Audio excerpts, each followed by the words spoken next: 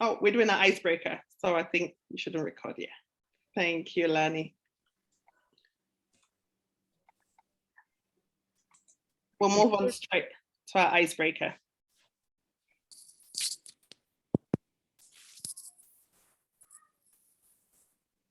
Lani's trying to share. Hold on 1 second here.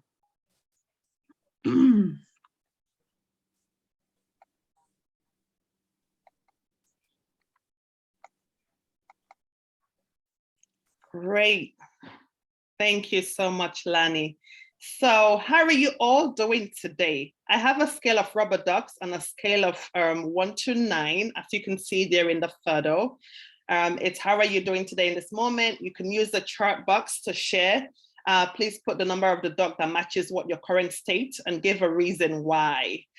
Because of time, we're gonna have to put things in the chat box. I think it'll be really nice for us to know if you're on a very small device or can't see the screen for whatever reason. The number 1 duck is very proud and floaty and happy, and that goes through to number 9 duck, who is kind of falling into the water. So you can rate yourself on a scale of 1 to 9. Great, I can see a lot of things come in here. Why is you all noting that? I think I'll be a 2 today, because I do love the rain sometimes, and I was able to meet some of my colleagues as well. Great, Terry, Ellen, you're a 4. Ramona, you're going fast. Bing, you're a 2. Deborah, you're a 4. Great, 6. I love it. Oh, father in hospital. Oh, okay, just running into a couple planters. Great. A lot coming in. I'm feeling great. So if I go off screen, super, that's a 7. I'm not feeling great. Oh, sorry to hear that, Sharon. Sorry to hear that you're not feeling great, Sharon. Any more coming up? Great. Thank you so much. I think this is just gonna give us a feeler of how everyone's doing, because I know when it's virtual, it's so hard for us to connect, but I think having these icebreakers really help us to connect and kind of have a feeling of how everyone's doing. So it's really nice to see you all, and for everyone here, I'm wishing you all the very best, and Sharon especially, you said you're not feeling well, so sending you lots of hugs. So we have an agreement. We wanted to remind all of us of our meeting agreement to make sure that we're all on the same page, and to also help for us to have a more enjoyable, productive, and fun meeting. So Lani is gonna share a screen with the agreement, and I'll read that out.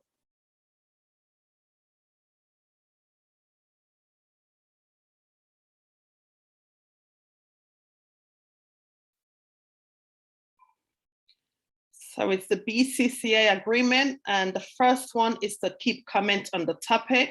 Of course, on the agenda item, we're gonna have every topic, and please, when that topic is going on, we should keep every comment, every discussion to that topic to ensure that we have a fluent and effective meeting, and we have comments relating to, if we have guests, it's always useful to have comment to be on their topic. Keep contributions relevant to the BCCI agenda, not our individual agendas. So of course, we welcome everyone to send in the agenda items. If you have something that you want to discuss, Lani is always willing to take it in and share it with the team. So if you do have an agenda item and you're passionate about something, do send it in. But when we're discussing agenda items at the time, don't bring something else that wasn't put on the agenda. We welcome everyone's opinion, we welcome everyone's ideas, do send it in and we can put it onto the next meeting. So number 3, refrain from repeated comments once they have been acknowledged. So that's just to make conversation to flow well. We're here for an hour and a half. So we want to make sure that every discussion we're having is is kind of concise and on point. Allow one person to speak at a time. And I think with Zoom, it's nice that we have the raise hand feature here. You see, I've just raised my hand and you can see my picture there with my raised hand, and you can put something in the comment if you want to talk. So that's really, really important for people because, with Zoom, it's hard when you have too many people talking at once. Number 5, allow non-BCCI members an opportunity to comment at the beginning of the BCCI meeting. So that includes all our guests. Number 6, communicate new topics or issues to the chair no later than 2 weeks before the meeting. So if you do have new topics, if you do have new issues, as we're having this meeting, some things come to mind, just write it down. You can text it to me or text it to Lani. So ensure that things are sent in time so that we can have that and put it on the agenda row for the next meeting. At number 7, allow the chair to determine the agenda items for meetings. That's kind of self-explanatory there. 8, keep a parking lot of proposed topics or issues that have not been made it so that have not made it on the agenda. So that's also very self-explanatory, and Lani is always there to guide you through that process. And yeah, so thanks for listening. Hope everyone got that. Have anyone got any questions in regards to our agreement? Do we all agree? Can we all say yay if we agree? Great. So yeah, that's our meeting guidelines. Thank you so much, team. So next we're gonna go to public participation. We have, Lani, you said we had 1 visitor, correct? Can they please introduce themselves? I did. I promoted Brian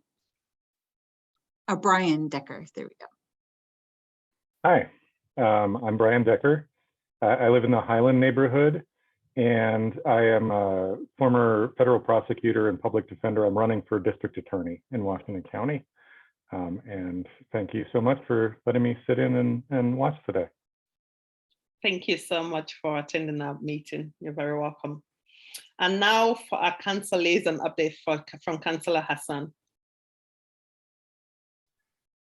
Hello, friends. I just want to start off and say how much I loved the duck exercise. That just really brought joy to my heart, from my teacher heart.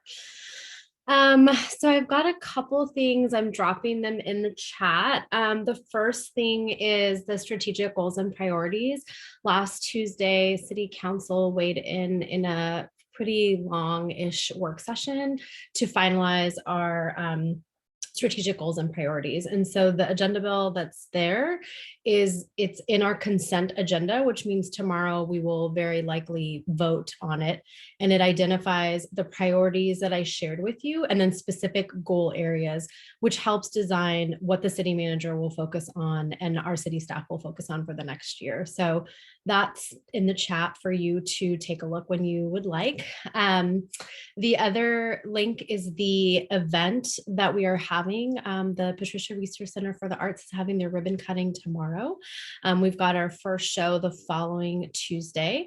And then I believe it's the following Saturday when we're having a community celebration where we want everyone in our community to join us. So I've dropped the link in there. The last couple of things are a little heavier. So apologies if this feels heavy, but I think it's important to know what's going on. As you all know, the mask mandate will be lifted in a couple weeks. And it sounds like most folks are, so far from what I've heard, locally deciding to kind of stick with what the governor is doing. And so we'll kind of see how that plays out in schools. Just kind of a side note, like as we continue to have vaccination clinics, we have seen some folks that have maybe protested some of our vaccination clinics. And so there's still some of that going on. So just like as we talk about mask mandates and we talk about these things, it's just important that we're kind to one another, that we listen to each other, that we respect each other, wherever we are in this. The other piece is around mental health. I don't know, again, I apologize, it's a little heavy, but I do think it's important like that we know what's going on in our community. Some of you may have seen the news in Bethany about the murder-suicide. It was a teacher, a 5th grade teacher in the Beaverton School District that died. And so we're trying to just talk about like what it means like to check in on our neighbors and just do mental health checks. You know, today, 2 years ago was the first case of COVID in Oregon. So some of our friends and family and people we haven't talked to aren't doing well. So just encourage you to check in with folks to see how they're doing and if they need help and if they need support. And then last but not least, I've had the opportunity to start talking to different organizations that are doing some work around refugees that have been arriving in the last 6 months, specifically from Afghanistan. And so I'm still like gathering what support and help is needed. And I see someone nodding, so I know what I'm talking about, but trying to figure out how we can be more helpful to these communities that are coming here. So I'm still putting that together, but if it's something that interests you, I'm happy to try to be a resource. Yeah, and I'll pause. I shared a lot, and I acknowledge that some of that was a little bit heavy, but do you have any questions on like goals and priorities or anything that council is working on? This is a space for you all to be able to ask me questions. Please don't hesitate to raise your hand or speak up.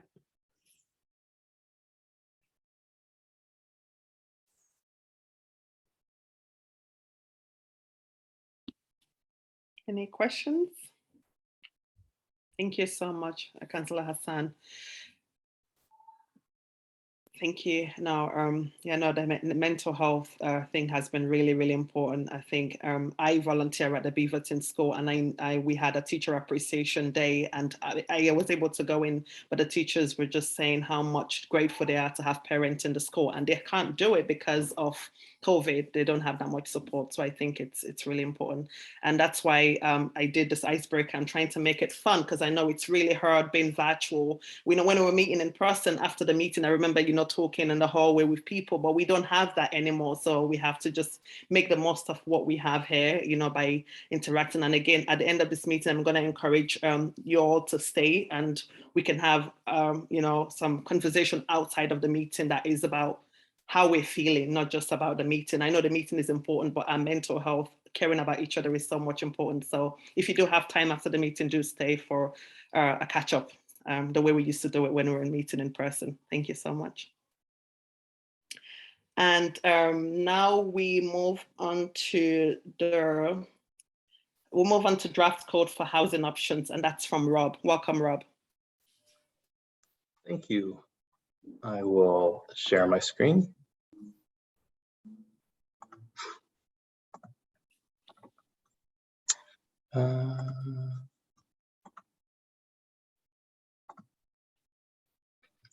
Okay, so I'm here to talk about draft code updates for the Housing Options Project.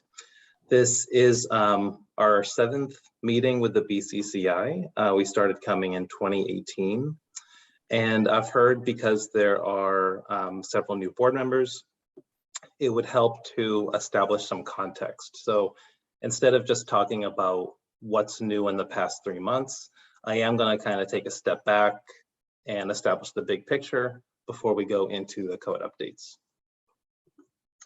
I'll start with going through the,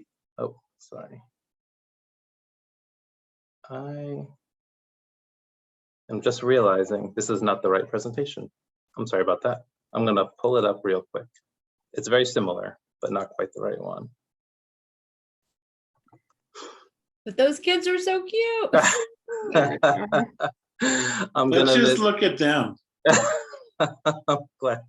I'm glad you think so. They're upstairs. I like to say I started this project without kids. They're kind of my marker for everything.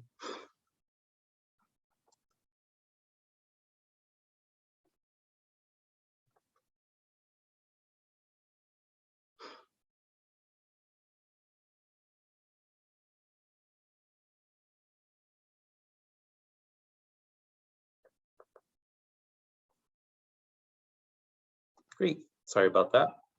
Glad I caught it early.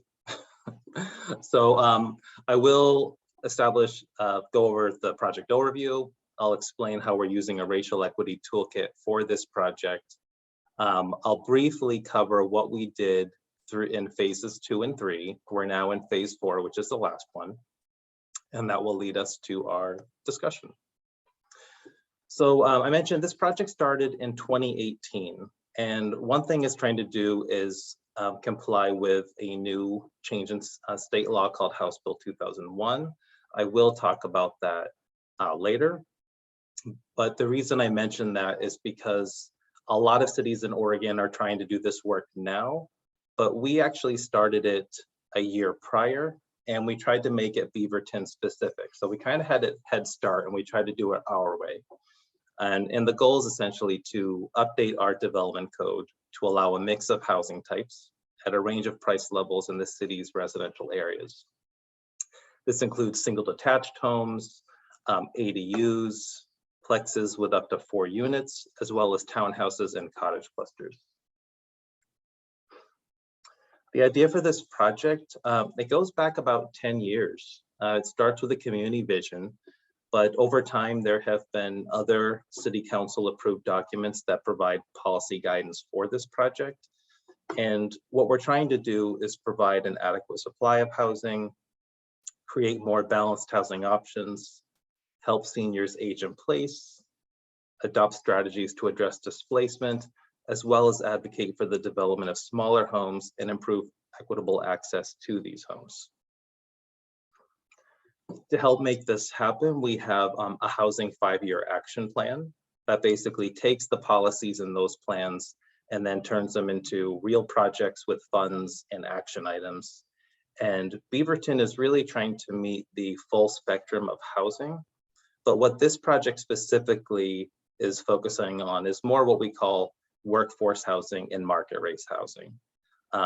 People sometimes ask how it affects affordable housing and shelters, and that's really not the intention for this. There are other projects that work on those, but over time, our hope is that long-term, by increasing supply, we can, of course, help with affordability, as well as create some more attainable home ownership options in the future.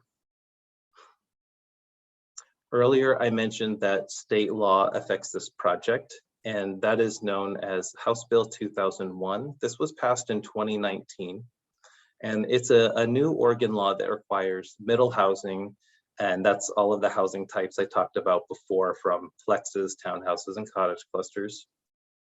It requires us to allow these housing types in all residential areas. Many residential areas in Oregon and frankly throughout the country only allow the construction of new detached single-family homes. And at a minimum, HB 2001 requires that we allow duplexes on any lot where we only allow single-family homes now. And in every zone, we have to allow most other housing types. It's still, there's not a metric assigned to it, but what I like to say is it's a significant majority, so expect in the ballpark of 80% of lots would somehow need to accommodate a variety of housing types. So we are in the 4th phase. This started in 2018, and at this point, we're trying to draft and refine the code updates. We also need to tweak our comprehensive plan, but those will be quite minor updates, since it's really the comprehensive plan that helped kick off this project, and it's only because of recent changes in state law we just have to fine-tune some pieces. And then we'll continue collecting public input, as well as working on the racial equity analysis. I'm going to move through some of the updates, fairly fast. It's a very large body of work, but I do encourage you to go to our website, where you can access the code text, as well as take a survey. I admit this is the point in the process where things become very technical, and sometimes it's hard to explain some of the key concepts. So I would encourage anyone to reach out to me if you say, I really just want to know about this. Tell me where to find it. I will tell you where to find it. And now I will tell you a little bit about how we are using a racial equity toolkit. So for the past few years, we've been trying to use a toolkit that's specifically developed for local governments. And this helps us develop strategies that hopefully reduce racial inequities and improve success for all communities in Beaverton. There are 6 main steps. We've completed the first 2, identifying desired results and outcomes and collecting existing data and identifying data gaps. We've prioritized community engagement. We've done a lot of analysis. And step 5 is the implementation part, where we're pretty much writing the code and doing the technical things. And accountability, that will be when the project ends and we take a look back and say, okay, how are we gonna hold ourselves accountable and make sure that maybe this is working, and if not, then what else do we need to do?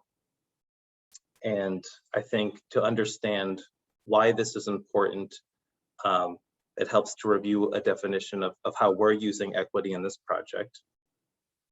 And essentially, equity is when structural barriers that have historically disadvantaged certain groups are removed and everyone has access to the opportunities and tools they need to thrive. Equity is measured in outcomes and is achieved when one's identity can no longer predict their success. So what is an example of a structural barrier? We looked at many in developing the toolkit, but what I'm going to focus on now is single family zoning. The areas in gold on this map allow all types of housing to be built, and this helps support more mixed income, mixed race neighborhoods, but you can see it's a very small portion of the city's residential land. The areas in yellow, on the other hand, only allow the construction of new single detached homes. These are typically larger, more expensive homes, and they have the effect of pricing people out of neighborhoods. Now we can see that in areas in yellow with mostly single family zoning, outlined in blue on the map, we can see that the population is between 76 and 89% white. Communities of color, especially Latinos, are most likely, they're actually most likely to live in the gold area. I think that's a typo. Yeah, least likely to live in or own a home in this area. And we know that Beaverton is a community that is known for its diversity. This is not a pattern unique to Beaverton. I like to point out this is a national pattern, but we know that this is the legacy of single family zoning in a lot of communities. So by updating our zoning, allowing a variety of housing types, our hope is that long-term, we'd have more mixed income, mixed race neighborhoods, more home ownership opportunities by allowing more homes on smaller lots, and more multi-generational living options in neighborhoods near parks and schools. I also want to take a moment to recognize that I know that changing zoning will not fix everything, and additional efforts such as down payment assistance, better access to credit, and housing partnerships among governments, nonprofits, and for-profits is required to provide more affordable for sale and rental housing. Through our engagement process, we are talking to these community partners. We're reviewing our code updates with them and trying to figure out where we can create synergies so that we're also setting them up for success. And that brings us to phase 2 and phase 3. So a couple of years ago, we came to the public, including BCCI, and we talked about 3 alternatives for how we could move forward. They're fairly detailed, so I won't review everything tonight, but they centered on 3 themes that came up through engagement. 1 was more flexibility with sites. 2 was prioritizing environmental considerations. And 3 is coming up with rules that respond to the design context of neighborhoods.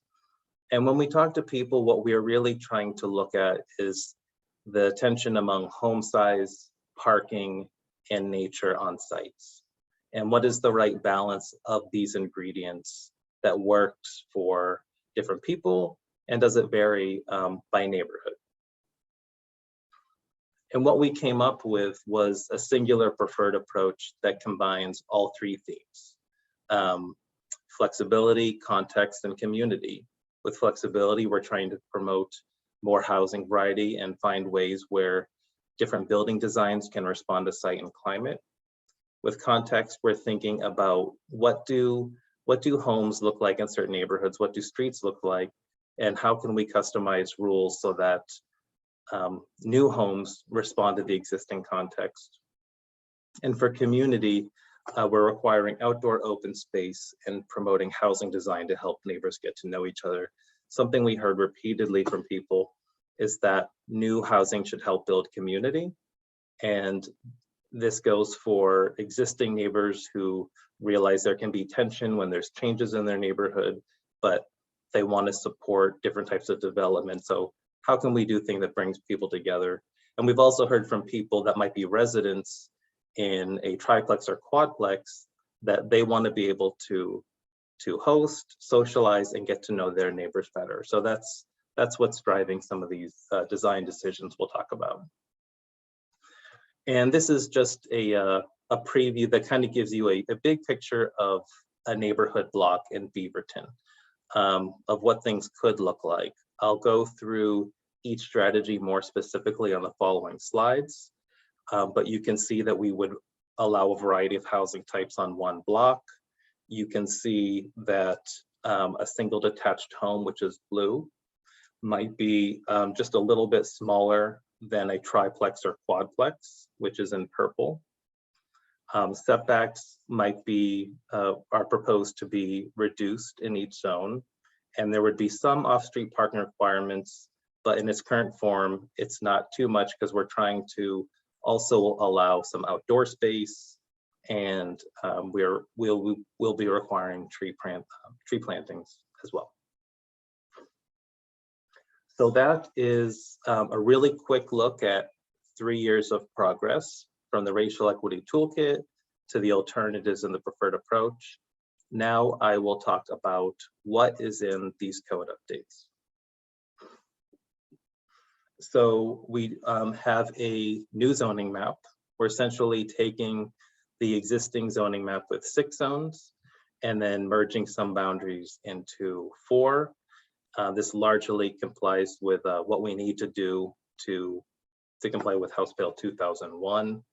And then in each of these zones, lot sizes would be a little bit smaller than what they are today. In some cases, this does align with the maximum the state allows. In some cases, it's a little bit less. On the last slide, I showed you that there would be 4 zones. And here you can see that R1 will be replaced by MR. We're really just tweaking MR. Not much is happening other than removing single detached as an allowed use in what would be the MR.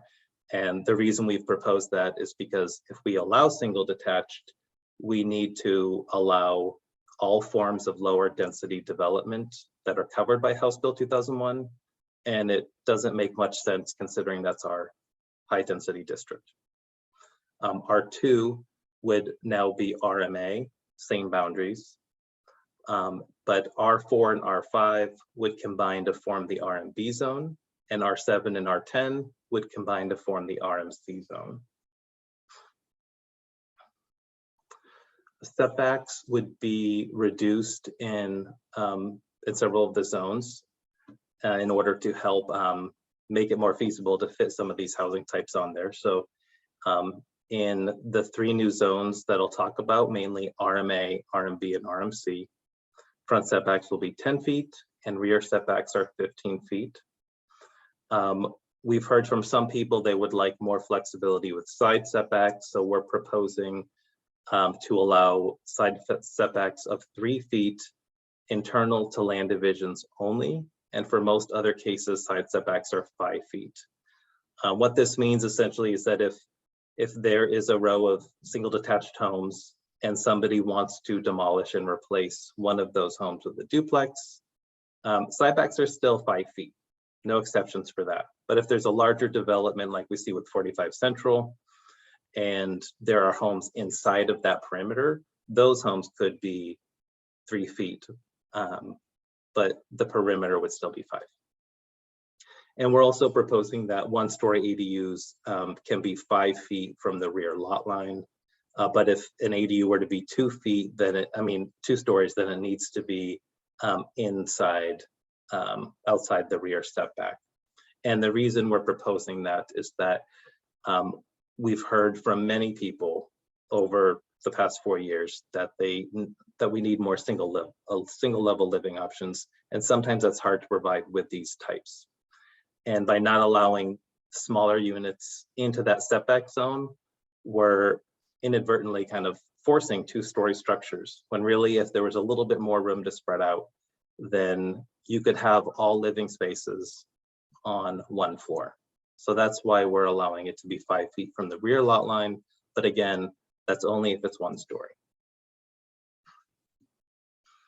We would have size limits for homes. And the reason we are introducing this is because with single detached homes, we don't have size limits now, but people almost never build to what they could build. If you built what you could inside the setbacks and you maxed out the height, in a lot of cases, you would have a 7,000 to 8,000 square foot home, maybe bigger, and people just don't do that.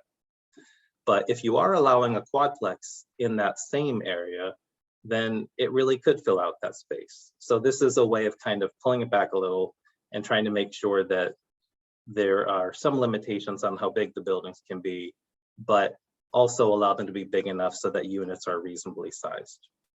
I mentioned earlier that there would be a base size limit for single detached. Duplexes could be a little bit larger, and then triplexes a little bit larger than that. And the examples you see on this page really do show what these homes could look like on a 5,000 square foot lot in the RMC zone. And that's currently the R7 and R10 zone now. We also would have additional height limitations. These would apply to single detached homes, duplexes, triplexes, or quadplexes. Something we've heard a lot through engagement was that people were worried about big buildings that might be too close to the street or overlooking backyards. So we essentially tried to create these height limitations so that if a building were built closer to the front setback or the rear setback in some of our older neighborhoods, then it could rise to 25 feet, but then it had to taper at a 45-degree angle until it reaches 35 feet. We're basically trying to encourage more two-story building or pitched roofs near the street or rear property lines to respond to some of these concerns. And to show you an example of what this looks like, here in the RMC zone, you have the height limitations at the front of the lot and the back of the lot. So if somebody were building in this zone, they could again build up to 25 feet at the front setback, but then it would have to taper. And on the image, you can see the photograph you can see in the left. This is something that would be allowed, but the image on the right just goes straight up 3 stories, and that would not be allowed. Parking is something we hear about a lot from folks, and the comments they go across the whole spectrum. We have some people asking for us to remove off-street parking requirements. Some cities are entirely deleting them, and then some are maximizing them. And when I say maximize, what I'm talking about is that House Bill 2001 does limit how much parking we can require with these developments. That's something new. It's not often that state law affects what we can require for residential development, but that is the case now. So in our code, we've proposed no minimum parking for single detached homes, duplexes, townhouses, or ADUs.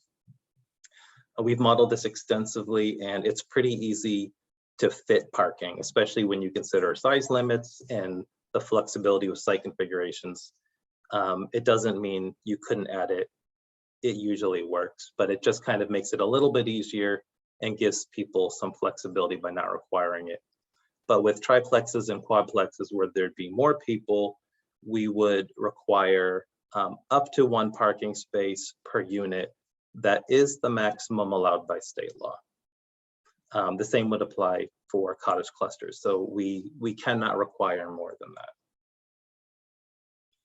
Another thing we're looking at is off-street parking credits to also provide some context-sensitive solutions in areas where some flexibility might be helpful. And there would be requirements for what qualifies as an on-street parking credit. Right now, the way it's drafted, one space would have to be directly in front of the lot, and it would have to meet the legal standards for a parking space. If it did not, then the credit would not be applied and a property owner would have to provide the parking on site. We also would now have design review for many of these homes. Now, right now, single detached homes do not require design review. But with the changes in state law, generally the process that we apply to the other housing types, like a triplex or quadplex, needs to be the same process that we would apply to single detached homes. So our options are either to have no design review for anything and let people just build what they want, or to try to come up with a system where there's a lighter, more flexible approach to design review, but everyone has to go through the process together. The intention is to keep it fast and keep it lean. No one wants a large number of these things to be elevated to planning commission. That could be an option if someone wanted to not meet the standards. But really, the way the standards are designed is to provide a lot of flexibility and make it easy to do it the fast way. I'll add that design review will not be required for internal conversions. So if you had a single detached home and you wanted to convert it into a duplex and you're not adding, square footage, no design review. And we also don't require design review for accessory dwelling units. There are 8 main categories for the standards, and there's generally one set for single detached homes and plexes, a second set for townhouses, and a third for cottage clusters. The base standards are essentially the same, but based on the uniqueness of the building form, sometimes there are some different, some additional standards. And what I've highlighted in orange, I'm going to just show a few examples of. I mentioned earlier, outdoor open area was important to people. So we have required 200 square feet of outdoor space for lots less than 3,000 square feet. And going up to, if a lot's 7,000 square feet or greater, then 500 square feet. For single detached homes, people have much more than this. So that's usually pretty easy. But if there were a quadplex and they're trying to fill up the spot, that's where it might get tricky, and they still would have to kind of provide this, and it's small enough to keep it feasible. We also would require tree plantings based on how much space is available on the site. There would be options for large, medium, and small trees, and there would be more detailed standards that are in our code that describe what people would need to follow when planting them. And the last design standard for this initial batch is looking at garages and off-street parking. One concern we've heard from folks is that they didn't like the idea of just having a wall of garages. And there were concerns that if there are too many curb cuts, that's not pedestrian friendly, it's not safe. And so they would generally would like some limitations on this. So what we've proposed is limiting the combined width of all garages and outdoor on-site parking maneuvering areas to 50% of the street frontage. For townhouses, I mentioned the base standards are essentially the same for, what we require for main entries, minimum window coverage, things like that. What's different is that we would have standards that limit the maximum units in a structure. So in our lower density areas, you could have up to 5 townhouses in like RMB and RMC, but then in our more dense areas, there could be up to 8 units. And this matches current development patterns we see in Beaverton now. But right now we don't allow townhouses in many places. And with the changes in state law, we would allow them in more places. So this is something that we would need to consider. And the last one is just about cottage clusters. Same base standards, but again, we would establish a minimum and maximum number of units a cottage cluster must be at least 5 units, and it could be up to 16. State law limits the building footprint to 900 square feet. And we also have standards for orientation around a courtyard, as well as the design of the courtyard and the size and placement of a community building that would support the cottage cluster. Okay, almost done, but I will let you know that right now we are in the last public engagement phase. On March 15th, we go to council to discuss code changes, and then we will go back on April 5th to review comprehensive plan updates. And if there were unresolved code issues from March 15th, we could also bring those back to council on April 5th. On April 20th, we have a planning commission work session to review both. And the public hearing to adopt changes is scheduled for May 18th. And then tentatively, we could go to council on July 19th. I would just like to remind you that I know this is a lot of information. And if you go to our website, you can find the code, take the survey, and again, email me if you have specific questions. Thanks a lot, Rob. We have Sure. 2 questions. Okay, great. The first one is from Steve. Where is the result and outcomes published? Sorry, could you repeat that question? Where is the result and outcomes published? Oh, the results and outcomes. They're kind of, they're in many different places at this point. But I could share a draft document with BCCI that kind of shows where we started and how they've been updated over time. It's been, I mean, we started in 2018, and then as we refine, you know, we kind of change it every year. Yeah, my question really is, I'd like to know what the current standard and what your goal is, and that's, so yes, a summary of where you are today, as not, I don't really care how you got there, so much as what is the standard right now? The standard for outcomes? Are you asking about desired more about? Yeah, the outcomes and the results and outcomes. Sure. Well, the biggest one we started with was trying to find ways where we could allow more housing variety. It looks obvious if you look at the last stage now, but when we started the project, we didn't know that we would have to allow housing everywhere. And there were opportunities where we could kind of pull back and say, we're not going to allow it here, we might not allow it there. And in looking at our racial equity toolkit and trying to prioritize affordability and trying to think about how we can increase supply and make it easier to build these homes, we found ways to allow this variety of housing types in all neighborhoods. And that was really important to us because one concern we heard was that if we kind of create standards that make it more likely for this to happen in some areas, we could end up with pockets where it's truly not integrated. And something we heard from a lot of folks was mixed income and mixed race is what we want. They think it might result in better opportunities for their children. It's the kind of neighborhoods they want to live in. So that was important.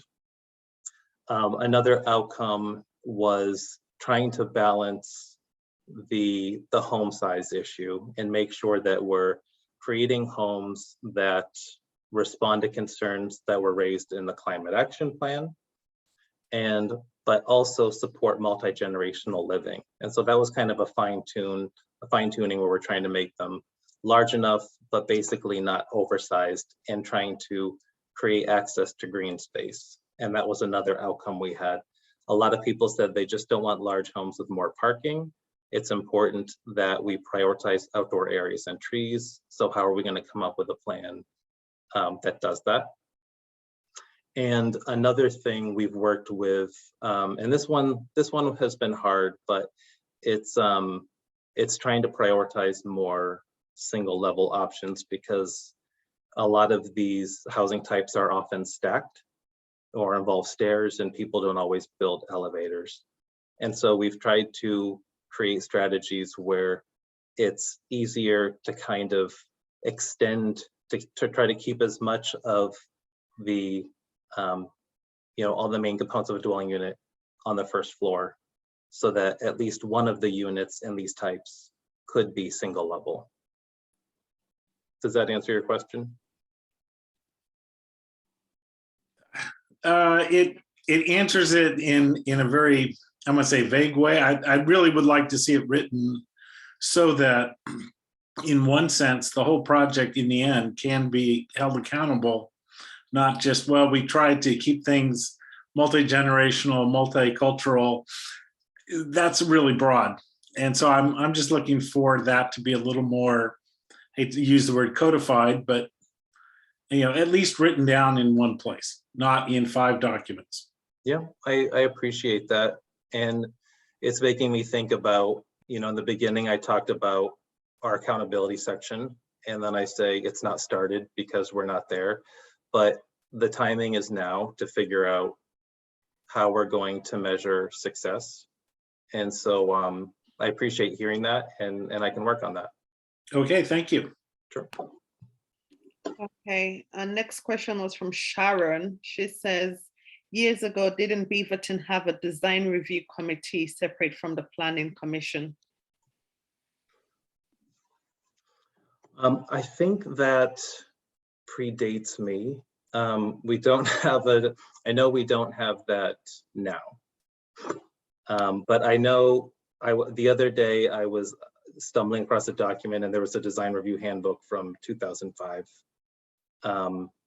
I don't know as much about the history of that process, but right now we just have the planning commission.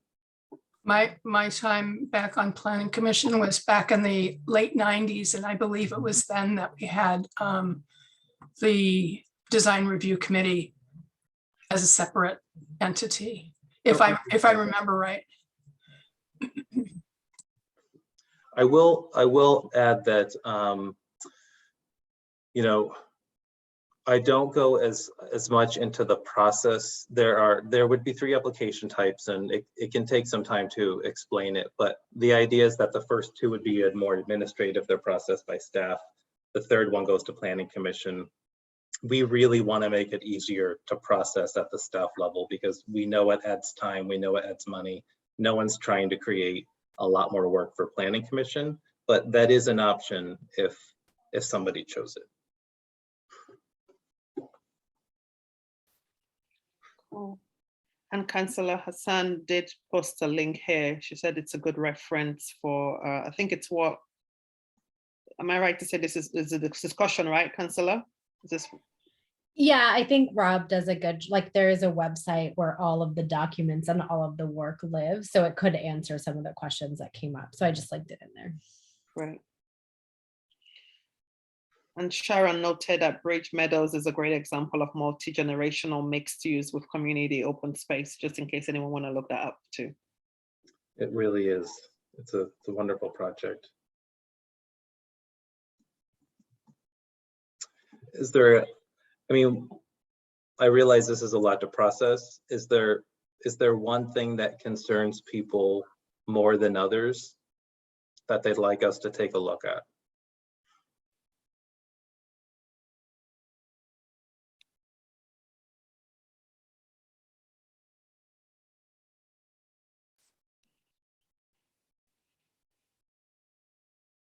Everyone's trying to process it. It's a lot. Yeah, Yeah, it's Trustee have his hand up.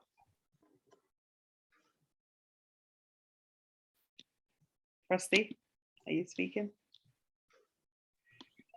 Yes, I'm really concerned about one of your comments earlier about, I guess it would be for house purchasing assistance. I hope you would remember back in 2008 when there was a major effort to allow people to get into homes with virtually no down payment that they couldn't afford. And that led to the recession in 2008, 2011. And I can remember a couple of B5s when I was in the military that purchased $1 million house, and they really didn't have the income to do that. The best way to get people to, and I'm all for diversity and inclusion, the best way to get people to be able to afford homes is to get a better education system and get them to get better jobs so they can afford it. And so I just very concerned that we're going to be repeating mistakes that we made in the past that get people into housing that they really can't afford. And I'd really like to hear your comments on that, because it brings up some really bad situations that occurred that really put this whole country in a recession for a very long time. I mean, well, this is not something that the planning division can really regulate. I mean, I completely understand what you're saying, and you raise another point, which, you know, we talk about a lot in the DI plan, as well as, you know, the Leading with Race report, and that's that, like, that these issues are all connected, you know, and you can't just fix one thing and expect it to fix the others. We're working with, you know, places like, you know, Habitat for Humanity, Proud Ground, and talking to them about what we're doing. And really, I mean, it's up to them to learn about what worked for them and didn't work, and figure out what programs might work in the future. But, you know, that's essentially something community partners need to work on. Can I jump in really quick and just make a quick comment? To your comment, I think there's a bigger, like, that was it's a very general statement, right? Around like education, housing, diversity, equity, and inclusion. There's a ton to unpack there. I don't think it'll happen in this conversation today.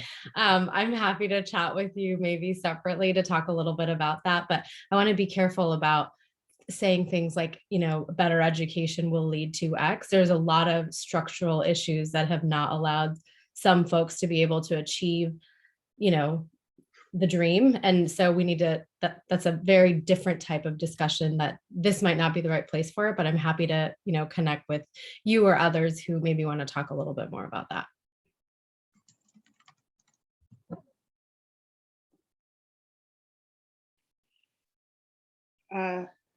Well, I'm sorry, I disagree, because education is what gets us better jobs. And we don't have a very good education system right now, particularly in the public school systems. Thank you, Frosty. Terry. Yep. Quick comment about, it seems like a lot of the imagery that you've used show dwellings that don't have driveways. And so I'm wondering how this project will encourage or discourage, or how it would manage like alley loaded lots. Would that be something that could be contemplated in, with, you know, if somebody was creating a new development, let's say? I guess that wouldn't be a retrofit, but or an infill, but a new development. Could they do an alley loaded lot? They could. And the way we've structured it, I'll use townhouses for an example. But with townhouses, the state has a model code that we can use if we want to apply certain design standards. There are standards for alley loaded, and if it's front access, or if it's like a development on an arterial lot and there needs to be a shared driveway. And then we would basically have, you know, certain design standards for each one. The model code requires alley access if it's available. When we started talking to folks, they wanted some flexibility where they said, let's support alley access and encourage it when we can, but let people figure out what's best for the site. So to answer your question, yes, we certainly want to encourage it. At this point, it would be up to, you know, the project designer, and of course, it would have to be approved by our transportation team, what works best for the site. Okay, thank you. Sure. Thanks, Terry. And Ramona, you're next.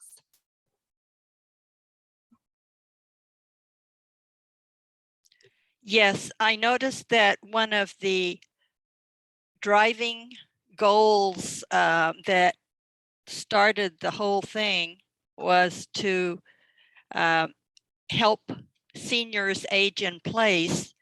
And then you mentioned when you were talking about these various multi-story structures that it was to be hoped that at least one of them could be a single level, or a very few of them to be single level. And yet our population as a whole is aging, and we need more single level rather than fewer.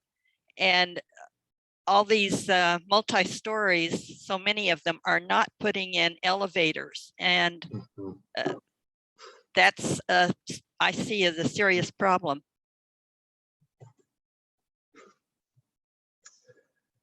Yeah, and it is. I mean, I agree. We've been working with an economic consultant to kind of look at the feasibility of some of these housing types. And what we've seen is that it's still not feasible to build many of these. And even if we allow it in more places, the numbers just don't work out. And elevators can really kill a project because it's just very expensive to split over a certain number of units. And so it's frustrating, and that is disheartening. Something we tried to do just as planners, because what we can do is create more flexible rules for the site design, is try to work on the setbacks and try to promote, at least for now, like the ADUs. But with our setbacks being so big now, we force buildings up.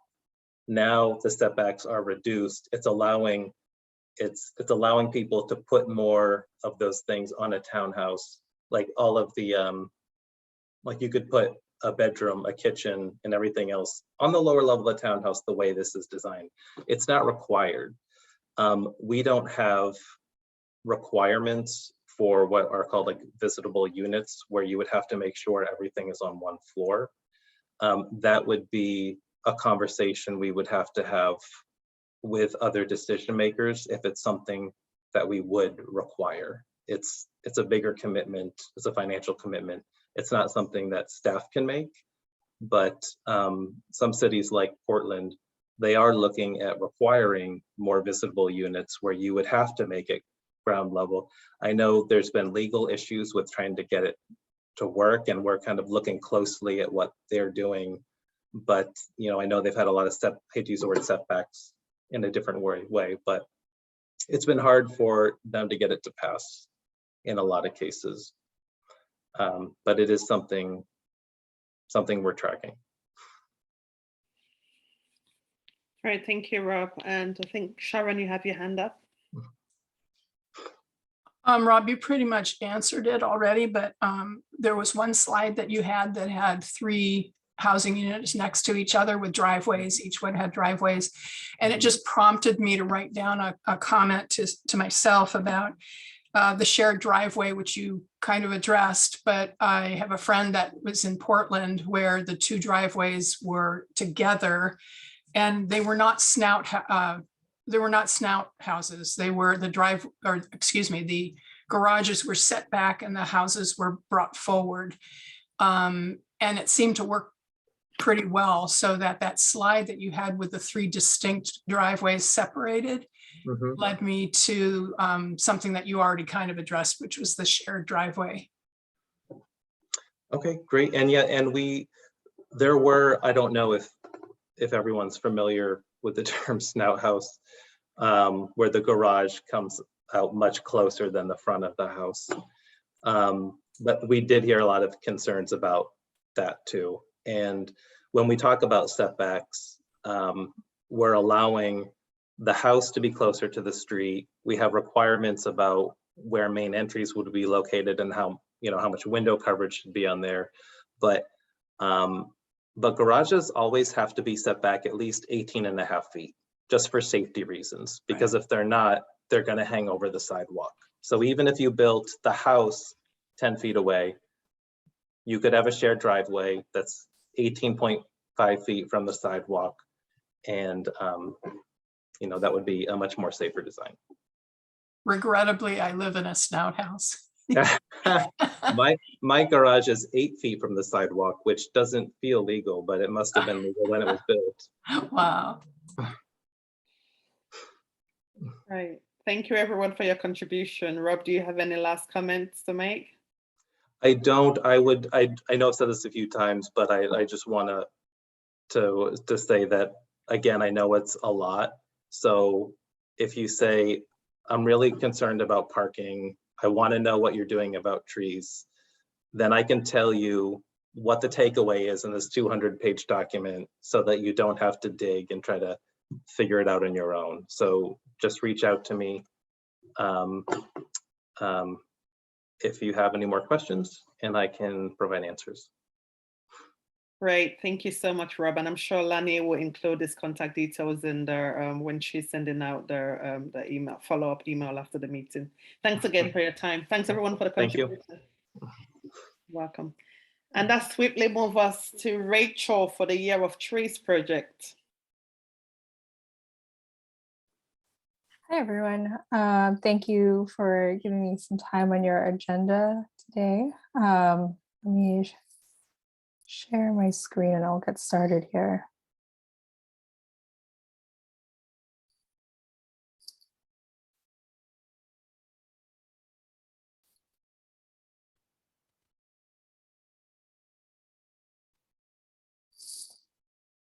All right, so first we'll start off with what is a year of trees? So a year of trees is an idea where the whole city of Beaverton would be challenged and encouraged to plant an ambitious number of trees in one calendar year. So the number right now we're thinking is 10,000, or 1 for every 10 residents. The idea is that any tree planted on public or private grounds within the city would count. Ideally, we would put a special focus on areas that lack in shade, that are more susceptible to extreme heat. And then at the end of that year, we would celebrate how many trees we planted together. And then the impact could be showcased by creating a map of the trees planted and documenting the estimates of what these trees will add to our community in the next 10 to 20 years. The next thing we want to talk about is where are we planting trees? So like the previous slide said, like any tree planted in Beaverton would count as long as it gets reported. We would ideally have like a central way that anyone could report, like private citizens could report trees that they planted, as well as a way for volunteer groups to record trees planted. We would utilize heat maps and community members to identify neighbors that are lacking adequate tree coverage, to prioritize where to focus those tree plantings.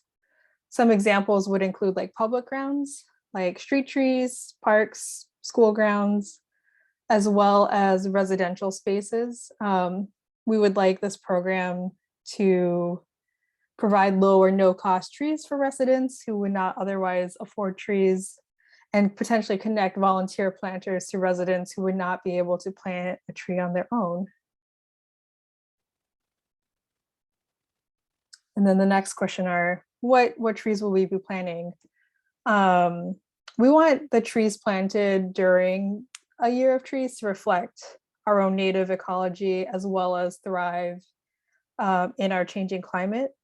So we would want and we also want trees to be planted in appropriate spaces to allow them where they grow. So following right tree, right place standards. So don't plant a Doug fir under a power line, for example.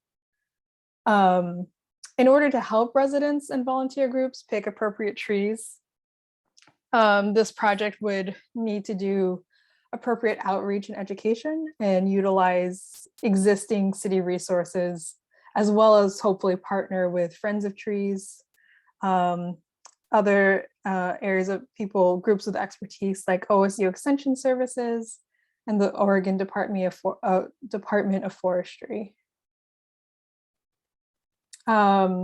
Speaking of partnerships, we've identified several partnerships that would enhance the success of a program like this.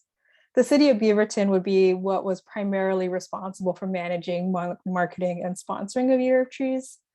But we feel that partnering with many different local groups will help strengthen the impact that a Year of Trees could have. So places like THPRD, Friends of Trees, OSU Extension Services, sponsoring businesses, volunteer and neighborhood groups like the NACs, as well as other partners who are already involved with trees like the local nurseries, Clean Water Services, Oregon Department of Forestry, Beaverton School District, DPAVE, 1000 Friends of Oregon, 350, Washington County, and Sunrise Beaverton are all potential partnerships that something like a Year of Trees could make. We wanted to make sure when we're proposing this type of project, like that this project is the right focus. We believe that this would do several things. The city of Beaverton would be publicly affirming its belief that trees are important and demonstrate that commitment tangibly. This project would also build community through participation and volunteerism, especially after COVID. It feels like we haven't had as much chance for like in-person community, and this project would be a great way to rebuild community, making community and volunteerism. It would also highlight climate change as an important issue and allow residents to take meaningful action. And we think, if something like this were a successful initiative, it could be a tradition that Beaverton did every few years, as well as an example for other cities to follow. We also found that it was aligned with the community vision. The community vision, I think, was last updated in 2016. And the following bullets are the themes and targets. So that includes the theme, it supports a theme of building community and the target of fostering and promoting a common sense of community identity and improving the look and feel of this citywide. It supports a theme of improving mobility, making Beaverton more pedestrian and bike friendly. I know when, excuse me, we had that 117-degree heat wave this past summer, I was definitely looking for anywhere I could walk with shade. We also believe that it is aligned with the theme of enhancing livability and supports the targets of being a national leader in sustainable practices and programs and creating walkable neighborhoods with convenient and safe access to amenities and services. It is also consistent with the Beaverton Climate Plan. There are a couple specific actions that it's consistent with. The first is enhancing our street tree strategy, as well as expanding the backyard habitat program.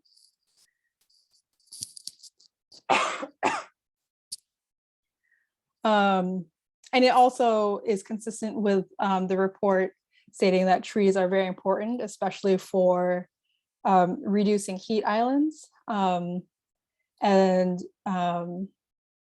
the need for looking at strategic tree planting around inequities such as the heat island effect.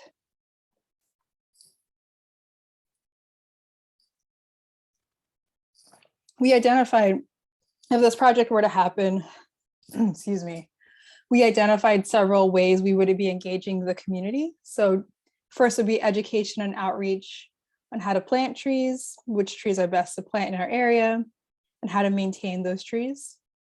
Another would be marketing and community updates about planting progress. You could imagine, in the Your City report, maybe like each quarter, we get an update about how many trees we've planted as a city. Ideally, there will be training for interested community members on how to plant and maintain their trees. And then volunteer groups could assist in many ways. First, planting trees on public grounds with the assistance and guidance of staff members, whether that's city staff or THPRD. depending on who owns those public grounds. Volunteers and residents could plant trees on their own grounds, and volunteers could adopt trees to maintain during the summer months. And we're also thinking it would be great to have, small thank yous to those volunteers, whether they're stickers, shirts, commemorative planting stakes, just to really tie together that this is something that we as a city would be doing together for 1 year. Success would be measured primarily in the number of how many trees are planted. And some other success measures we've come up with are the number of volunteers planting and maintaining trees. Where those trees are planted, did we actually add significant amounts to places with less tree coverage? And then a couple other metrics would be like the ease for residents to register the trees that they plant, as well as the ease of getting access to trees who would not otherwise afford or plant them. Here, I think I should just catch you up on where we are right now. So this is an idea that I had in December. We've gone to a couple of the neighborhood association committees to discuss this and gotten support from there. And right now we want to get support and feedback from other committees and boards in Beaverton and understand like what else should we be thinking about, because of our eventual goal is to go to city council with this idea and ask for support for it. So BCCI can support this project by providing any feedback or concerns you all have, supporting this when it does eventually go to city council, which will hopefully be later this year. We would love to get, if BCCI can set aside funding to sponsor volunteer groups for a year of trees. And if any of you think that this is something your NAC would be interested in supporting, please let me know. I'll put my email in the chat, but spread the word and let us know if you would like someone to present and give more information about a year of trees.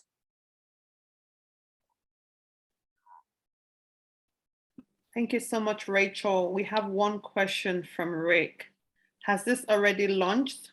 Friends of Trees have installed a lot of trees in the DWRW in the last year. It has not launched already.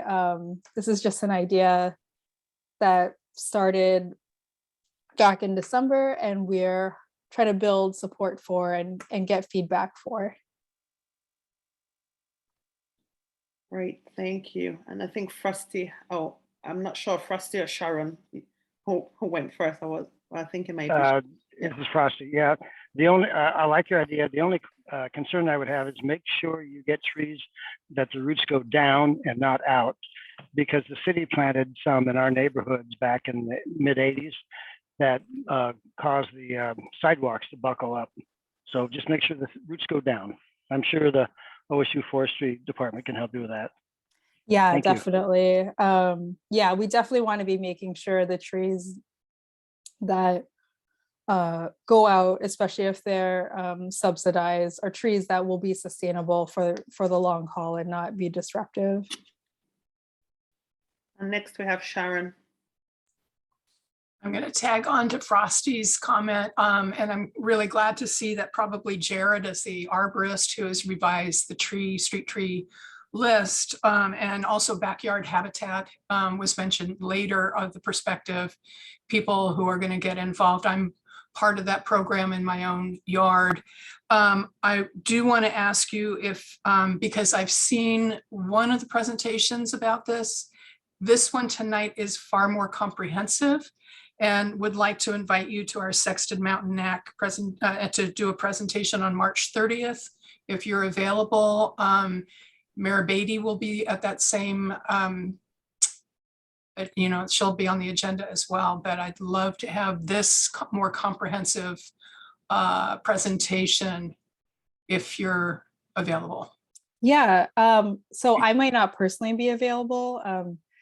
I have a baby due in 2.5 weeks, but someone from my NAC could probably make it. It was March 30th, right? That's correct. All right. Yeah, let me drop my email right now before I forget. If you shoot me an email, I will make sure you get connected to someone. Okay, the problem was that Kevin Teeter had known about it, but we had to change our date because of gotcha. Mayor Beatty's availability. So it's on a different day as what we had proposed. Got it. Yeah, you said you want me to put my email address there? Oh, no, if I just put my email in the chat. Oh, okay, awesome, If thank can you. Send me an email, I will make sure that someone gets to you. I am very, very excited about this program. Great, that's great to hear. Thank you for saying that. Congratulations, Rachel. Terry, you're next. I just had a thought about some of the sites in our neighborhood that could be eligible for new tree plantings. And I also think about the fact that there is an awful lot of ivy and nuisance trees that really should be maybe removed before we would consider any planting of new species. And so I guess I would just like to comment, maybe your feedback on how we could make sure that we have properly prepared our sites. And maybe that should be part of your program too, is that we would get volunteers to clear areas. We have a site that's owned by THPRD, but it is basically ivy. And, and so I would hate to plant some new trees in there because they would just get killed by the ivy. Yeah, thank you for that. That's something I haven't even thought of. Yeah, that definitely seems like a good opportunity to do some maintenance beyond just planting the trees. Thank you for that. Thank you, Terry. And Ramon. Oh, that's Bing. Bing, you're next. I really like your idea. I mean, this is such a great project. I'm just thinking, the type of trees. Can we select some area, plant some fruit trees? Because we can have volunteer pick for donate to the church or bank. We can have a community get together, have a harvest like festival or something, just provide a get together place. And so I just wondering whether that's feasible. I mean, instead of planting the same kind of trees, we can do different small projects like those. Yeah, I think in this project, any tree would count. And there would just be certain types of trees that we would be especially promoting, especially if they're climate resistant as well as native. But I think any tree like that you would plant in a small gathering or group would definitely count towards a year of trees. Does that answer your question? Yeah. Okay, cool.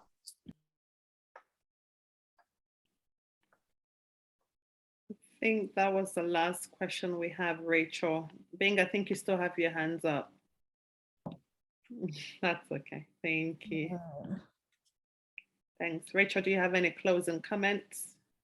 No, that's it. I guess my question now would be whether I should come back at some point, as this project moves forward and we gather more support and feedback and kind of flesh things out more. We would love to have BCCI support when this eventually does go to City Council, as well as getting funding, whether that's through matching grants or some other mechanism. So I guess my only question would be what is the next step for discussing that?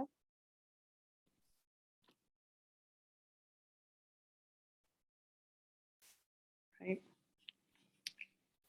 Ms. Rachel. I think we'll let you know. Okay. yeah, I think we'll let Lani, we'll discuss it with Lani and see. Lani will reach out to all of us, and yeah, we'll have our discussion on that. Will that be good for you? Is that good? Yeah, and just let me know. You can reach me at rphillips21@gmail.com, which is in the Great. chat. Great. Thank you so much for your time. Yeah, thank you for your time. This has been a really interesting meeting so far. I'm going to drop because I'm getting over a stomach bug. But again, thank you for your time and interest. I really appreciate it. Sending you all the BCCI love for Labor Day. Thank you. Best wishes. Thank you. Great, thank you, team, for the contribution. So now we're gonna move on to the Voters Forum update from Lani and Dori King. Yes, hi everyone.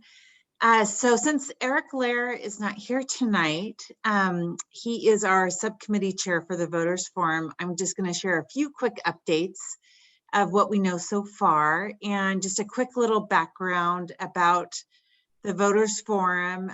We've been doing it, BCCI has been doing it for about 30 years, and we had checked with other organizations to see if anyone else would like to host this year's Voters Forum, but the local organizations would not be interested in featuring the Beaverton City Council races, just because the organizations usually would have to then cover all the other municipalities. So that's one of the things that kind of stood out in our mind of, is this something that BCCI should spend time on? But we did do our due diligence. And so here we are, and we're very excited. April 28th, 6:30, and drum roll, we're gonna probably be in person at the PRCA in our new beautiful facility in the auditorium. And so one thing I need you all to do, put this date on your calendar and put the time 5:30 on your calendar. And I would love to see all your amazing faces in person, helping us be the amazing hosts for this event in person, as far as we know. So that's first things first. And then the second piece, another drum roll, we have our own co-moderators. For the first time, we have Bintu is going to be one of our moderators, along with Dori King, which you may know Dori from Human Rights Advisory Commission. And Dori is on here now. So, and you're going to get to hear from her here shortly. But I think it's, Erik Schmidt has been our longtime moderator for so many years. And he had always told me that his desire was to see new faces take the helm and to have even one of our own BCCI board members doing that. I'm sure he's over the moon. So we're really excited, Bintu and Dori. And then one other logistical thing of how we do our Voters Forum work is we do the work between the board meetings, because as you know, a lot of the work gets done behind the scenes. So what I need you all to consider is, do you want to be on this exciting subcommittee? It's, since the event's April 28th, we would be having a couple meetings between now and the March 28th board meeting, and then a few more subcommittee meetings between the April board meeting. And then of course the event is on the 28th of April. So it's a short duration, but we do need to do some touches because this is not city staff led. This is all you get to decide format, how we do unique outreach. How do we really let folks be involved in this event? This is, the community's chance to hear from the folks that are running for office, and we'll be featuring the city council seats. And we'll know March 8th, next Tuesday, is the filing deadline. So we'll know how many candidates will be featured. So that's a little bit of what to be considering and thinking about. And I'm gonna, if you're interested in being the Voters Forum subcommittee, I'm gonna ask you to, if you're already interested, would you enter your name in the chat and just let me know? Because we'd like to start getting a survey monkey out on when we could meet in the next couple of weeks, because we've got some work to do. And I think those are kind of some of the high level. And then with that, I just wanted to really give a chance for Dori to introduce herself and share a little bit of what she was thinking. And we had a great talk, and I just love some of the ideas she was thinking about the voters forum. And so with that, I don't really want to talk anymore, but just turn it over to Dori and have you say a few things. And so welcome to our BCCI meeting. Thank you all for having me. And in full disclosure, I literally was just driving back from Seattle and finishing a class online. So I'm just going to take a breath for a moment so that I can be present with you and say thank you, Bintu, for helping me. I think we will work well together, and I look forward to working with you and with all of you that decide that you want to work on this particular event. So what I do and who I am and what is my work. So I'm an educator by training, and I think my work has always been teacher research work. And it's very broad because it involves how do we as people build community together, right? So I have worked with our smallest people, my 3, 4, 5, and 6-year-old crowd, on how we build communities. So I also work with adults, and I've worked with teenagers, all different age groups, about this idea of community, and that's where I was today. I was actually up in the Seattle, Tacoma area, working with a group of teenagers around building community. So that is really the question that I would pose to you. And Lani, I don't know if you have access to that Google slide, but I brought just a Google slide along. This is someone whose work I became aware of a year ago. Her name is Priya Parker. Has anybody seen Priya Parker's work? Priya is really concentrated. She's an amazing facilitator. I cannot wait to be facilitated by Priya. And she is concentrated on how do we make experiences intentional, right, and purposeful. So a lot of my questions come from her work in the last year. And one of those is on this particular slide. And this is a quote from Priya that you can read.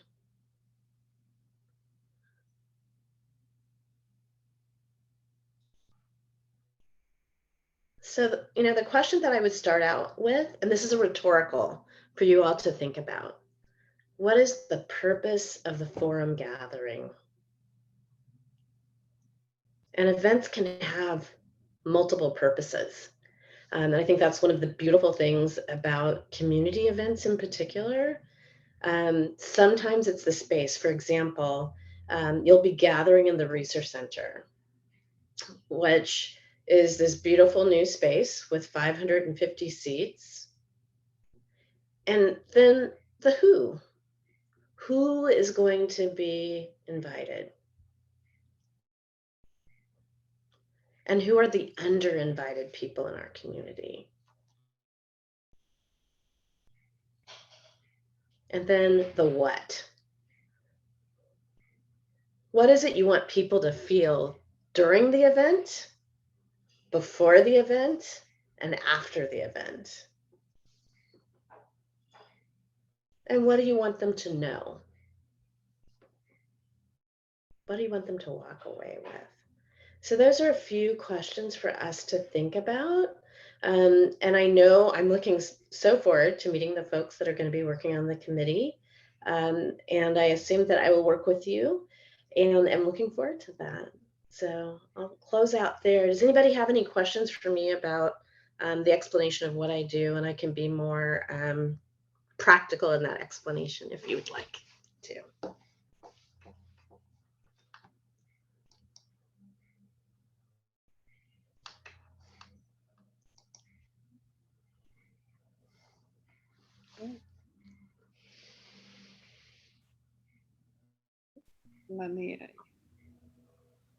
All right, Bintu, I'm excited to work with Bintu. Look forward to having more of you join us.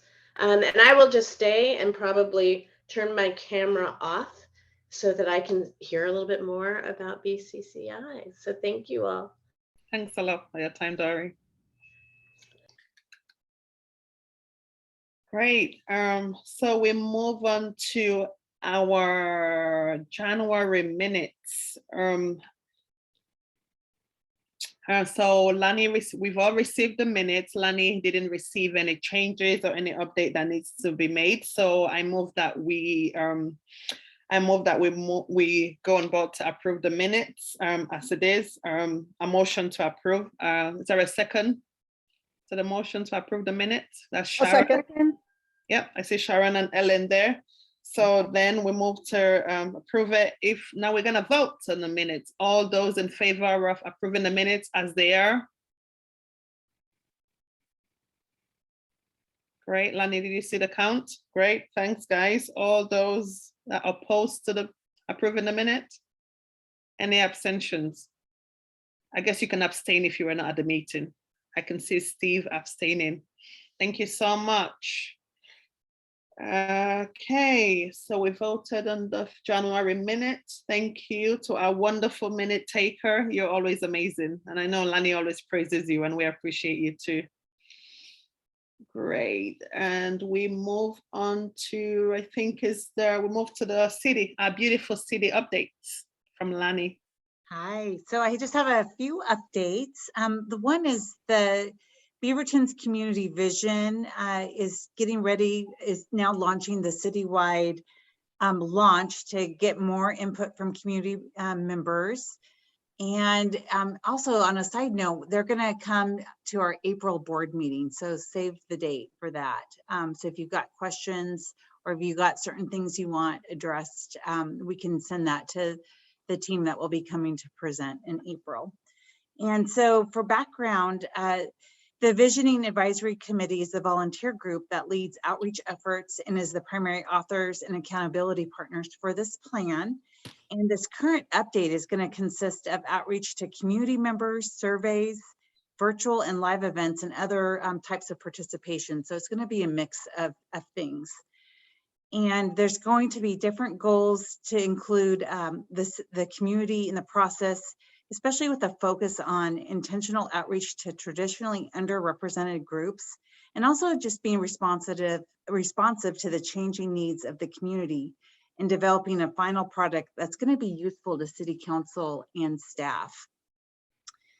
And for those of you that aren't aware, the original community vision plan was adopted by City Council in 2010.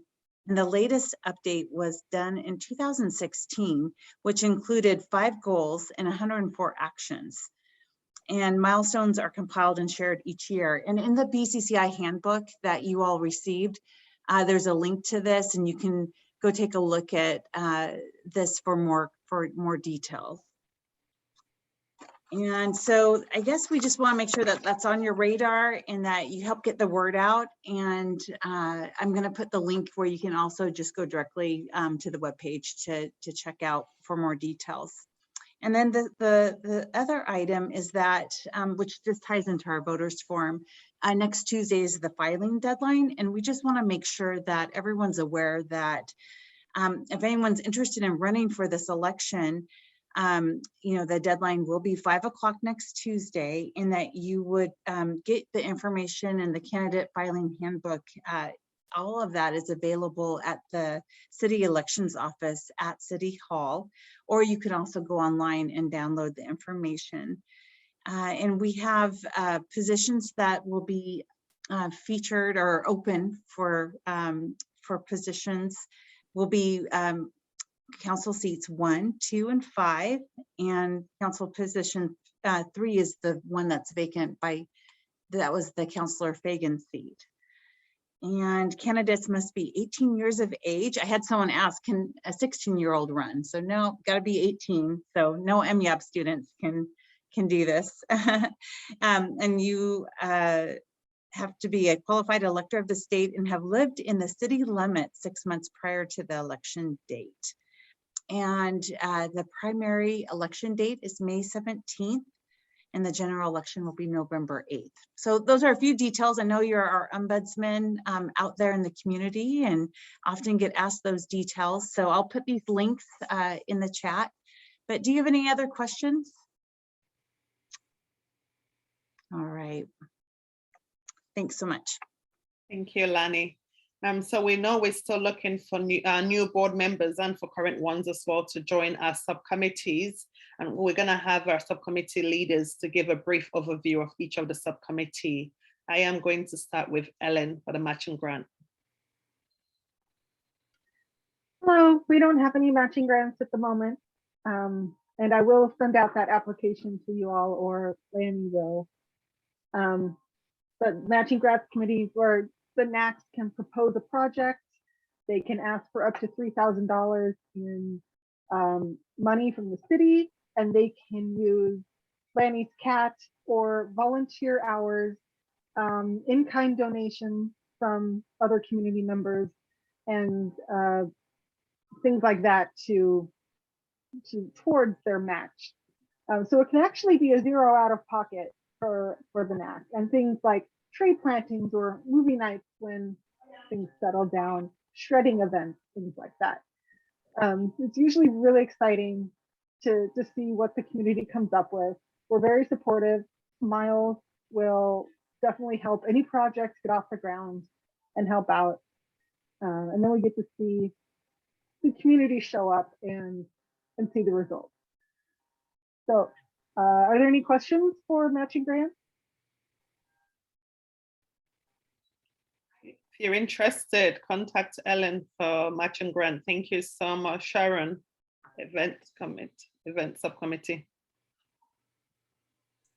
I'm not sure I'm going to be able to match Lani's real enthusiastic presentation for the Voters Forum, but Voters Forum is part of the events subcommittee. It's a two-pronged kind of subcommittee where it has both the Voters Forum that you heard about and also the volunteer fair.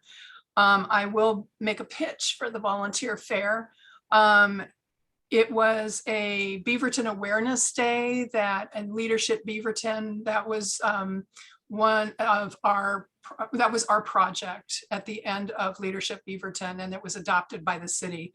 So it has continued, and would love to see it continue, where we have a platform to highlight nonprofits and other agencies. There's a method by which there is criteria that an point system, because we can only have a certain amount, since it will be in the library. It will be on Saturday, June 11th. The Stanton Room will probably host like the city programs and some other features in there, but basically community rooms A and B will house the actual folks that will be applying for this. We've had up to 45, which is way too many. It really gets crowded, so it's going to get pared down. It will be on a Saturday when the farmers market will be happening. So we usually have runners who go over and kind of drum up support and attendance. So if you're interested in this, it's a really fun event. To spend a Saturday on June 11th to come down and help out with this. Put your name in the chat if you're interested. And boy, Lani, I'm sure you can fill in some of the holes that my Swiss cheese brain is not remembering right now. I know we're working with you and Wilson to create who's going to be in it. Yeah, I think we'll definitely have more details probably at the March board meeting to share. But I think at this point, it was just a big win to get the June 11th date secured. And so I think just know that it's like all hands on deck for that, because we are really using the farmers market table. We're over there doing outreach. So we're kind of split between two sites. Trying to, invite folks to come over to the library, and it's really effective. And we get lots of foot traffic that comes through, and they wouldn't have if we didn't have you engaging with the guests over there at the farmers market. So, and we also have the lobby out there in front, and we get people coming in through that as they're coming through with their kids or whatever. And so it really is a family fun event. So I encourage people to help out.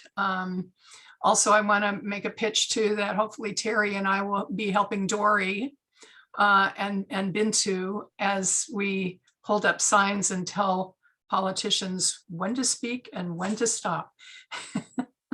So I'm hopeful that we'll continue in that tradition as well. So please sign up, both the Voters Forum and for the volunteer fair. And I will make a pitch for one other thing that is not sponsored by BCCI, but I've gotten 3 NACs together to hopefully do an emergency preparedness event that hopefully will be in the fall. And I'll be asking BCCI to possibly help out in some form or manner. So stay tuned on that one too. Sorry, I'm going to stop before my voice gives out. Thanks, Sharon. Last but not least, Terry for the Land Use Subcommittee. Thank you. Yeah, for new members, the Land Use Subcommittee is a subcommittee of BCCI that has been looking for methods that we could encourage more community interaction with the government, especially when city government, especially when it comes to programs like what Rob presented this evening, or something more specific when a development is proposed in your neighborhood. And in the last year, we were diligently working on enhancements to the website. And lo and behold, when it got down, push came to shove, and we were getting to the final stretches of looking at over the materials that we'd presented, we were notified that the city website will be holistically revamped. And so our work, although it's still out there, the materials still exist, we're going to be kind of reorienting it. And we've had a kind of an interesting new I guess, opportunity present our way, and that the Community Development Department is interested in collaborating with us in working on this project. Basically, a comprehensive vision on our website, and working the 2 sections. We working to clarify roles, goals, and a future view of what is a good way to communicate to the public. And we actually have a land use planner, Lena Smith, has been dedicated to working with BCCI on this project this next year. And so on the March agenda, we are looking to kind of chart our agenda for the next year. And we met with Anna earlier this evening, and Anna Slatinsky, who is the director of the Community Development Department. And she's talking about this project potentially having, ending up creating budgetary opportunities where there could be some enhancements to the city website, for example, or, I'm not going to predict what might come out of this project, but that we might be able to actually have a very major implementation opportunity at the end of this collaboration. So if anybody's interested in, again, working with our planning staff and figuring out ways to help the communication, the 2-way communication between residents and our planning staff, come join us on March, at the March agenda, and we'll be talking about this project. Any questions? I know this is really a big thing, but it kind of came to us just right before this meeting. And so it was like, whoa, I was pretty blown away, pretty happy. Councilor Hasan has a question, I think. Please go ahead. Like, lower your hand, then press unmute. I was about to start talking. It's the Zoom thing. I was like, thank you for doing this. I would love, and this is more of like a PSA. I think a lot of folks in our community still are understanding land use. And I say that being super vulnerable myself. I don't really know land use. And so thinking about what it looks like to help people understand how land use works and why land use so heavily impacts our city, because I just feel like until it affects us, we don't really get involved. Like that's the truth, right? I'm sure all of you at one point got involved because something was happening in your area. But like, how do we take land use and make it like an accessible, digestible thing? And so I was really excited to hear like what you were saying, but part of me was like, does everyone have baseline knowledge here about what land use is? And I don't want to call folks out if they do or don't, but also like, how do we make it something that everyone can understand? Because I don't know, I was born and raised here, but every time I learn about land use and like the right of way, and I'm just like, why did we get so particular? Like in my community, we share, like, it's so interesting to me, like the sidewalk. And so I'm learning a lot. And I imagine that for folks maybe who weren't born and raised or even for folks who are from here that like don't understand, I think there's a lot to unpack. So thank you for that. Don't be afraid to ask your friends what land use is. And please, as you're thinking about like, how do we teach people what land use is all about, I think is important too. So thanks, Terry. Oh, someone go ahead. Fantastic thoughts. Thank you. I think to your point, storytelling is so important. And one of the things that land use doesn't do is tell a story in a way that is digestible, maybe to a lot of people. And a lot of people also, they get into land use because of some hot issue. If there's no hot issue, there's no reason for you to know about land use, and it shouldn't be necessarily that way. I learned about land use because of some development that was going on in my NAC. I didn't even know what a NAC was. I thought it was an HOA. I mean, there's so many things that we need to talk about, impart, educate. And so if we can put together, I remember former Councilor Kate Arnold and I put together a presentation about Metro. And we kind of got a little risky by saying, what does Metro do to you? We wanted to really have a buzz to try and get people to, first of all, know that we were doing something and what is Metro and maybe coming, and educating them. And then we did some role playing on, how you present, how do you present to city council in an appropriate way, or to planning commission. So all of those, I guess the bottom line of what I'm trying to say is that storytelling is probably a more effective way. Do I have the answer for that? No, not right now, but I would be willing to work on something like that. Okay, thank you. We have that recorded. Anybody else?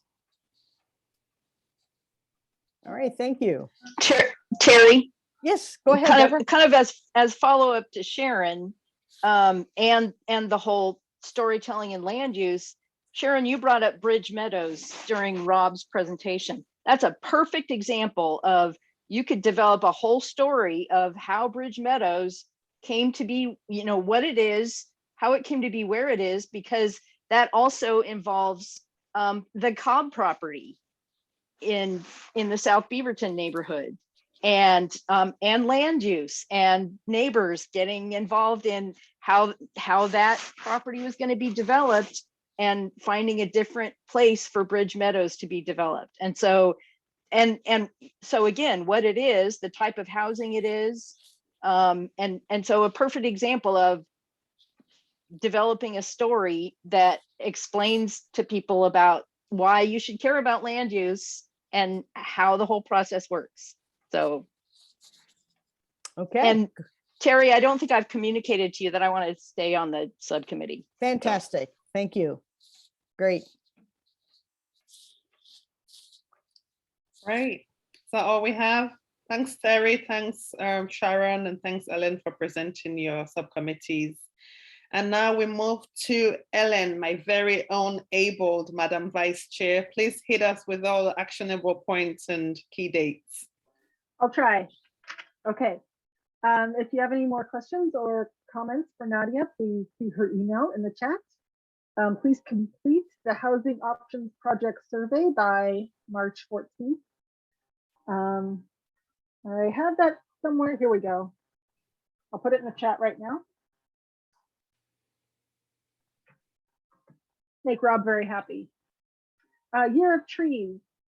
Feedback from us, BCCI members, Any feedback, any questions or comments? Go to Rachel. She would like our help in supporting this when it goes to the city council. She wants us to take this information to our NACs and to other committees we're on to see if we can have some support, to raise support and get involved. And on just a side note, I thought maybe we could have a subcommittee for this. If enough people were on BCCI were interested to provide support from BCCI, maybe we could go that route. Okay, the Voters Forum, April 28th, everyone put this in their calendar. 5:30, show up. It's going to be in person at the PRCA. The event starts at 6:30. And we're looking for members to be on the event subcommittee specifically for the Voters Forum. Put it in the chat like I did and Ramona did. There will be some meetings between our normal BCCI meetings to get this planned. So either put your name in the chat or email Lani or email Bintu or I or Sharon, any one of us. Let your preference be known. And then we had some information from Dori. Really nice to meet you. Can't wait to work with you. So we need people to start thinking about what the purpose of the forum is, who's invited, who is under-invited, and what we need to accomplish there. Then the community vision. Need input from the community about the vision and the direction Beaverton is going in. There will be more information at our April meeting, so get the word out. Any feedback is welcome. Also at the forum next, for the Voters Forum, Tuesday is the filing deadline, next Tuesday at 5 p.m. for the next election. Council seats are up. So if you have any questions about that, better get on it quick because you have a week, just over a week. And we'd also like everyone here to choose to be on a subcommittee.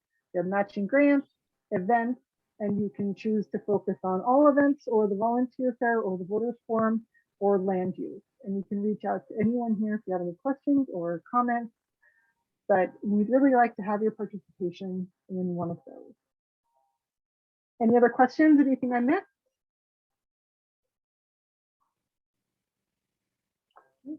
For everything. Did anyone have anything else to add? Well done, Bintu. Oh, go ahead, Sharon. I just had one thing that I put into the chat, and unfortunately, I don't think Rachel saw it, so I'm going to take this offline with her. But she makes comments about any tree counts, and then there's a caveat later on, kind of about the right tree in the right place. So I wonder if she wants to recraft that any tree counts, because you certainly don't want to put a willow by a, anyway, I'm getting into my landscape architecture background here. So, I mean, it's like, I understand the any tree counts, but I think it should be refined, possibly, the language. I don't know if anybody else has a comment about that. Yeah, I think what she's getting at is if I plant a tree in my backyard, that would count towards the one of 10,000 trees in a year. Right, I got that. But I agree. It's even then, it's like I need to make sure that I'm planting an appropriate tree. Right. So because there's it's quantity versus quality. Right. It's not just we're going to plant 25 trees in City Park and that counts towards the 10,000. Yeah. So yeah, I agree. Language needs to be refined. But okay. But since I think to our NAC, I'll kind of take that up with her. Rick brought up the Friends of Trees, and I know I don't know whether she's had any contact with Reggie Frumkin and what he's done in terms of planting trees. So yes, she has. Okay. Yeah, because he's the tree guy for sure. So he's dialed in. Thank you, Steve. So are we meeting in person next month? I mean, I would like to make a motion that we meet in person in city council chambers since there's no mask mandate at that point. Well, thank You you. know- Yeah, sorry, you go, Lani. Yes, I mean, I know we'll be able to get to that point soon, but we have a lot of logistics we still need to work out because there's a public meeting law requirement that you still have to be 6 feet apart. And we're a large group. So I need to go measure. I need to, because we could still, by the time we invite guest speakers, I'm not sure that council chambers, we would all fit. I mean, so just know I've got some work to do. Yes, I think if we're ever going to get out of this foolishness, we need to get through those rules. So I that's why I wanted to make sure it gets put in the minutes that we need to be working on that. Definitely, yeah. So I'll keep you guys posted on what we're working on behind the scenes. But for right now, we didn't realize that 6 foot requirement would be in effect between each person. So we'll still have that. And is that going to be in effect for the voters forum? No, it's for public meeting law. Okay. But we have 550 seats in the auditorium, so we can spread out a little bit more. It's a pretty big space. But no, it's different criteria. So yeah, we're still navigating all these little details, and I will make sure that I can I'll send you an email because I should have more of an update in the next couple of weeks of when we can have, we can start looking at being back in person. But we're also watching council as they go back. Their first council meeting of the month will be in person. So we are excited as city staff to watch how that all goes, how that works out, and take note. And so just know we're anxious to help start getting things back in motion. So duly noted. And I can jump in, Steve. I think it was just today that they revised the mandate. So I just talked to Ginny earlier, and so it's like a domino effect of like, what does it look like to get all these things going? It's great that you have it on record, and I think we're gonna try, but there's still all these logistics. So we will do everything we can. Okay. Thanks. Sharon, you have your hand up. Oh, you didn't have anything? Any other questions or comments? No, and that sweetly closes the meeting. It's been a pleasure being your chair. And once the recording stops, feel free to join in for an informal chat, just to check in mental health wise and just kind of see how everyone's doing. If you do have time, if you don't, please stay safe. Keep well and have a wonderful month of March, and happy Pancake Day. Here I'm British, so we do have a Pancake Day tomorrow. So, and if you want to know more, join in the Unformal Chat. I'll tell you all about Pancake Day. Thank you, everyone. You making pancakes tomorrow? I'll be right over. I have to